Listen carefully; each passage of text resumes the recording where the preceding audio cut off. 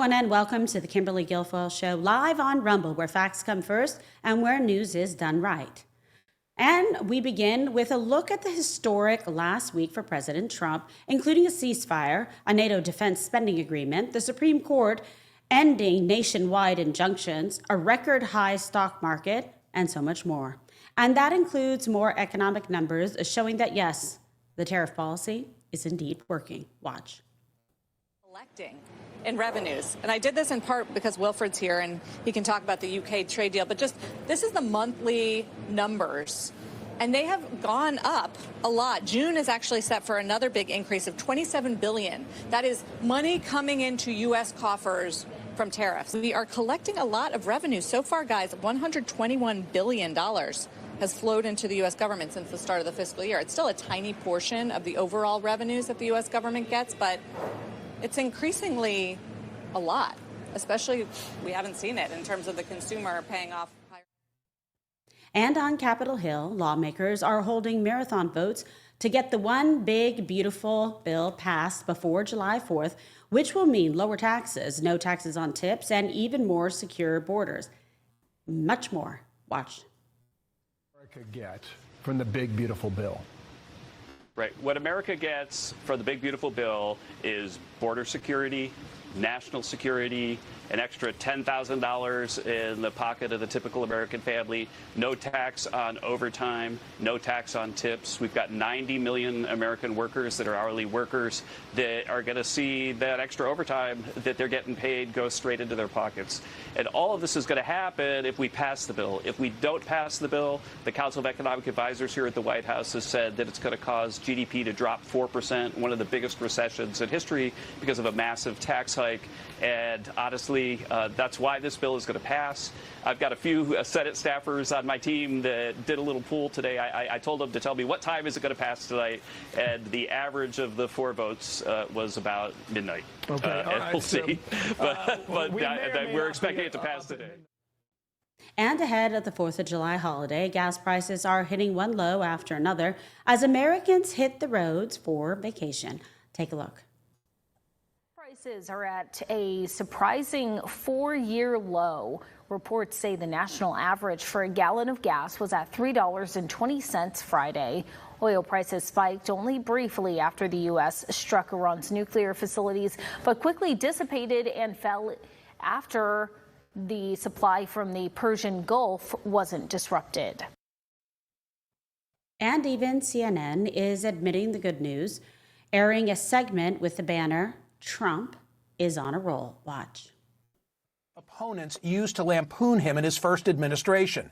He was a political novice then, surrounded by a team with which he was unfamiliar, and he was probably as surprised as the rest of us were that he won the election. This time is different. This time he came with a plan and a cabinet with senior advisors comprised of loyalists all well known to the president. And recently, he's exhibited a more layered approach to governing on both the domestic and international front, no longer solely guided by winning each day's news cycle. By any objective measure, President Trump has his opponents on the run. And joining me now, investigative columnist at the Daily Signal and WIBC radio host in Indianapolis, Tony Kinnett. Thank you so much for being on the program. Kimberly, always good to be back with you. Yeah, it is great to see you. I love talking about this stuff and just getting in the weeds on it. So this is interesting. What last week it's actually been for the president. A NATO defense spending agreement, SCOTUS ending nationwide injunctions, a record high stock market. Besson's been all over the airwaves about that. What stands out to you as some of the more salient moments, tangible moments that have been impactful? I think the biggest and most impactful moment is that the Democrats who have fought every single one of these things, they had one thing left, right? That was Chuck Schumer, who said, we've placed these activist judges everywhere and they're going to go after all of Trump's various enterprises. And then it turns out that no, according to the Supreme Court of the United States and the firm right hook of Justice Amy Coney Barrett squarely to Ketanji Brown Jackson, no, district court judges can't just govern like little kings and queens from their district courts in Connecticut. So that in and of itself is the biggest win in what could be 40 years of Supreme Court rulings, maybe up against Roe v. Wade's overturn. I'm thrilled to see it. Americans should be and are thrilled to see it. And this administration has momentum. I was just telling, actually, Scott Jennings and I sat down this morning. We couldn't stop laughing because the momentum for the Democrats is so dead. Essentially, Chuck Schumer's kicked the car into reverse, backing it into brick walls and rioters. Oh my God, I like that. And we've had some massive Supreme Court wins this session, which I'm super excited about because I love the law. What will be the impact of some of these landmark cases as you see it? I mean, the biggest landmark is that when the Trump administration puts forward an executive order using the executive agencies in the way that the Democrats have perhaps foolishly set them up, that the various district court judges, James Boasberg, who is totally not randomly assigning himself cases, he's no longer going to be able just to rule that he decides that Trump is bad and stinky and he has a mean attitude, and therefore nothing that he does is allowed to go into active law. You're not going to see injunctions stripping Trump from the National Guard, for example. You're not going to see injunctions saying that ICE can't go into New York City. There are so many things that aren't going to happen now because with a Supreme Court ruling that it has fundamentally changed how the American government works. I mean, how many news stories have you and I had to dig through? Right. To those of us following us, for example, out on Rumble, where we've had to go through the latest random judge no one's heard of, no one is elected, that some rhinos and Democrats pushed through the Senate when no one was looking, ruling just that they don't like Trump, and so therefore they're striking X, Y, and Z down. That's not going to happen anymore. It's a huge victory for Americans. You're really right. Meanwhile, lawmakers say they're going to get this big, beautiful bill done by week's end. I mean, nothing like a 4th of July, like holiday, coming up to try to hurry and get something done. What do you think? And what should we know about this bill? Like, honest to God, what do you think about it? Do you think it's going to get through? Like, just give us all the tea leaves on this. Well, I'll give you the tea leaves and what's more important, I'd say the grass leaves here, which is that everyone needs to touch some grass about this particular bill. Everyone has in their little dream journal, I suppose, if you're a politician, what the perfect, beautiful bill would be and exactly how much spending it would have and what programs it would have, and everything would be wonderful. And then bald eagles would fly with American flags as soon as it was signed and everyone would be happy. It turns out that Washington sucks. And that those kind of bills don't exist. You have Republican congressmen from California and New York who want vastly different things than congressmen from Indiana or in Florida or other states and commonwealths in the country. So you have to get into the nitty-gritty and make changes incrementally. It's a very tough thing to dig through. And I think that President Trump, understanding this, said, let's try to get as much done through reconciliation as possible because we don't have that 60-vote threshold in the Senate. And then we'll take that once the tax cuts are made permanently and get to further business. And I think that we are going to see that passed by the end of the week, if not by then, very quickly afterward. And you're going to see a series of successes for the economy based off of that stability, that expectation. So as far as the details, which is the question that you asked me, what you need to know is that as far as spending bills goes, this is like a lot of them, but it includes some very serious victories for Americans and cuts out a lot of junk Americans despise in a way that other spending bills in the past have not. Now over in New York, and this is, everybody's talking about this. Can you imagine? Have you seen anybody like other than President Trump on television every day, nonstop? This guy in New York, their candidate, the Democrats' candidate for mayor, says he wants to, quote, seize the means of production and doesn't even think billionaires should exist. It's like a game of like woke Mad Libs. Like, what does this all mean? How is this happening? What is going on? Do we have yet another Manchurian candidate? Well, I'm not entirely sure if this Manchurian or Babylonian or Ayatollah candidate is the next dark horse for the Democrats. I don't necessarily think that. Let's see. There's a classic joke. I didn't think I'd get this far, which is where I think that Mamdani really is sitting at. Another rich, wealthy darling of socialist upbringing who's preaching about Muslim values and eating with his hands, which is a very weird thing to talk about, wanting to tax wider neighborhoods. I honestly do not believe that New York is going to let this guy become mayor. I do not think so. I think this is a great way to awaken the sleeping bears in, for example, the union sectors of the city that despise this guy. But that said, it's wonderful to watch Democrats openly embrace communism. I mean, when you say seizing the means of production, there's not a lot of place that you can go to outside of that. He also once said that he wanted to see a communist mayor of New York City. So now here we are, and you have CNN trying to say, well, sure, he wants state-run grocery stores, but that doesn't mean he wants state-run grocery stores. I feel like I had to take 3 shots of whiskey after reading that, and it was only 10 a.m. Oh my God. Yeah, it's so nuts. But I mean, where did this guy come from? Like all of a sudden he just like popped up and, people Kimberly. are just like fawning over him. He's doing all these weird interviews. I mean, The same place that all of these goofballs come from. Again, with one parent who's a Hollywood producer, the other who's a Columbia professor of African Indigenous Studies. yeah, nothing good. They comes out of always come from this Colombia, let lap me of tell you. luxury to tell us normal Americans who grew up in a poor factory town in Indiana that what I really need is wealth redistribution, because God forbid I vote with my money and with my free speech and with my American values. He has to come in and save us from ourselves. And it just turns out that, yeah, it isn't any more appealing when it comes from the lap apron strings of luxury than it does from the poorest district in Haiti or Iraq or Southeast India. Yeah, Democrats keep like finding sort of new and bizarrely creative ways to fight common sense, right? It's a real like branding problem for them, if we're being honest about it. They're all about, vibes and the friggin' coconut tree and all kinds of weird, weirdo stuff. But the vibes, if I'm calling balls and strikes, they seem pretty bad. Well, you're going to have to find another example other than balls and strikes to give the Democrats, because it seems that sports and athletics and normal candidates are completely out of the realm of useful cultural knowledge. So you might as well read up on your Harry Potter and your Hunger Games to reach those youths on the left. I'll say this. At the end of the day, I don't think that Democrats have come out of this messaging is king style of campaigning that they believe they lost in 2016 because Hillary Clinton didn't have good enough messaging.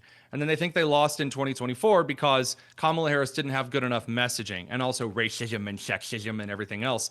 Now we've got this goofball that's been thrust onto the national stage because their bench consists of a fat man from Illinois, a goofball from California, and I don't know whether you're talking about hair gel or giggles in that situation.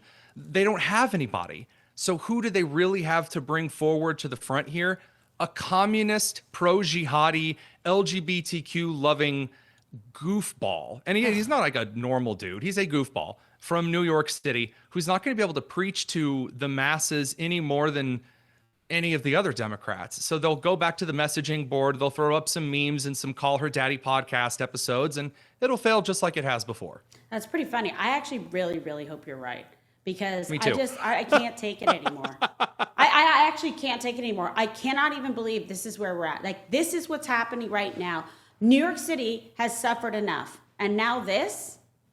Well, I think that one of the biggest achievements, and I say this as a former teacher who was fired for exposing critical race theory in Indianapolis public schools, a lot of Indiana voters who had never really cared about politics were starting to get back into being active citizens in a way we really hadn't seen since the end of the Cold War.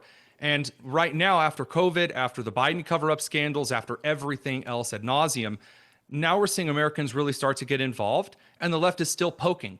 I said a couple of months ago, they were even going to get Amy Coney Barrett and Justice John Roberts to eventually slap away the injunction power, because the left always moves way too far, way too fast.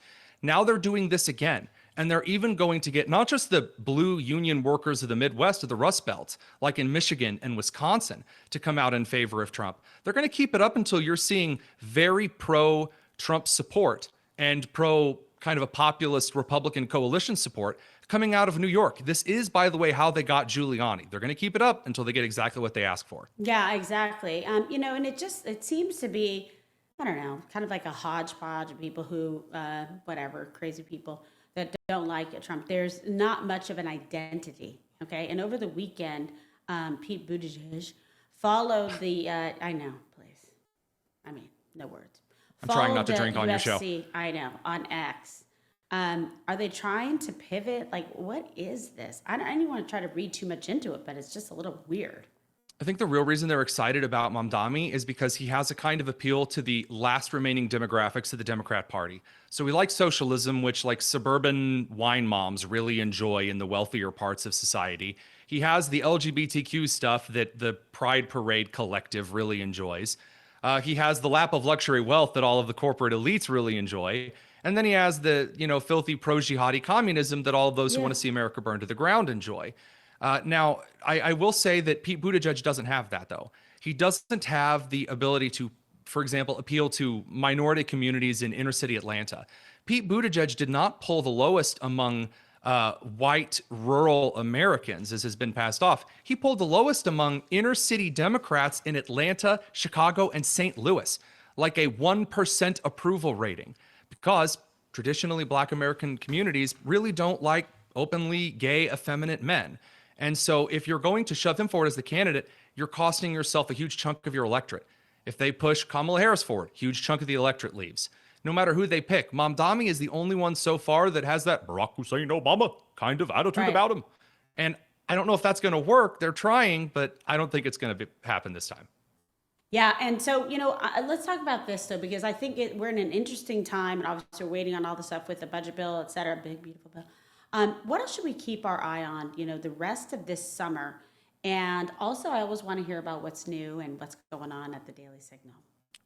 So what we were just talking about this morning in the meeting that I'm definitely not supposed to talk about, but I've already started the sentence, so let's go. It's just between you and I. Yeah, right. We're really going to be trying to focus on some of the after SCOTUS impact, because we kind of shuffled right on through this. It's a very busy week, obviously the big, beautiful bill and a lot of that coverage. Also continuing to look at the president's achievements and accomplishments. Again, Nobel Prize worthy and then some. I will point out that one of the two nations whom Trump brokered peace with, that being Pakistan, has in fact nominated him for the Nobel Prize as well. So I think that deserves coverage, but the impacts of these SCOTUS decisions, backhanding Planned Parenthood, backhanding the Southern Poverty Law Center, backhanding all of these pro-LGBTQ plus 2IA groups that were enjoying full reign to groom children. That is going to fundamentally change the United States in legal terms. It's going to change corporate culture. And so I think the next things to look out for are where Americans start to find their soul again. A huge poll came out this morning suggesting that the Democrats, only 36% of Democrats are proud to be Americans, whereas Republicans are more proud than ever before to be a part of this country. And that brings a lot of introspection. What does it mean to be an American? You saw this in the 1890s, right before we took Cuba away from Spain. Right. So I'm really hoping that we see a revivification of the American spirit over the summer. I think it's likely. And if I don't spend at least 1 week on the beach of the Gulf of America, it's going to be a loss. Yeah, you're right about that. And tell us where we can go to learn more. People love your insight. You're witty, you're clever, you're on point.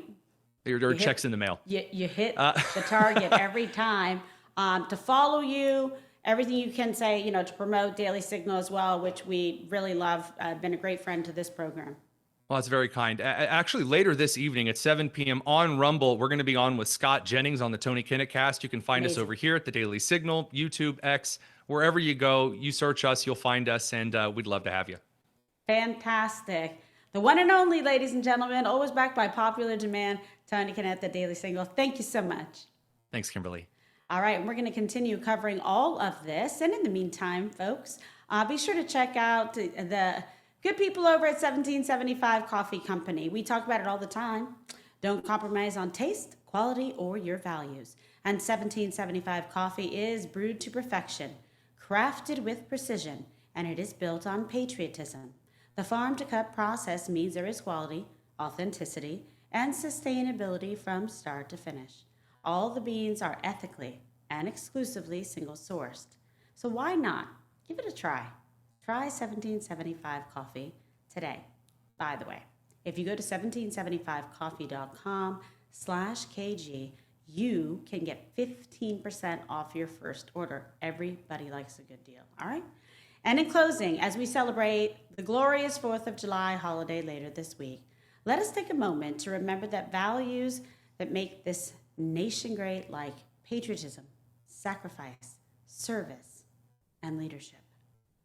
It is our duty to honor those who came before us, to build a brighter future, to lift up our communities, and to create a better quality of life for ourselves, for our families, and for future generations. And under the leadership of President Trump, we are doing just that. So I want to thank you so much for joining us today, being on this journey together. Please kindly be sure to download the Rumble app, subscribe to my channel, turn on notifications, like and share, and tell all your friends so they know exactly where to find us. And please also be sure to follow me across all the platforms: X, Truth Social, Facebook, Instagram, and even TikTok. Stay tuned to Rumble for all the very latest breaking news coverage. Don't miss Don Jr.'s big show at 6 p.m. Eastern tonight.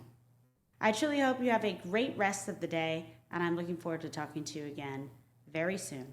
God bless.